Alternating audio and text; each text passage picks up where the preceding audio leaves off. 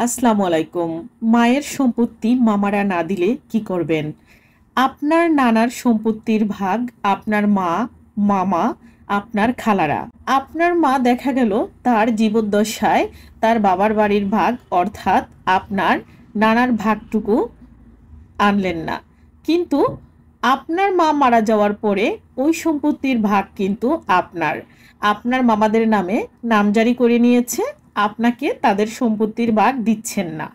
আপনি সেই সম্পত্তিটি দাবি করছেন। যদি আপনি দাবি করেন, অনেকেই নানার বাড়ির সম্পত্তি দাবি করেন না, সেটি অন্য হিসাব। যদি মামাদের সাথে সমঝোতায় চলে আসে এটা আলাদা বিষয়। কিন্তু যদি আপনি দাবিদার হয়ে থাকেন, আপনার মামারা আপনাকে আপনার প্রাপ্য অংশটুকু থেকে বঞ্চিত করে, সেক্ষেত্রে আপনি কিন্তু দেওয়ানি আদালতে বাটোয়ারার মামলা করে আপনার মায়ের অংশের ভাগ আপনার মামাদের কাছ থেকে বুঝে নিতে পারেন। ধন্যবাদ। ভিডিও ভালো লাগলে শেয়ার করে দিবেন। আল্লাহ হাফেজ।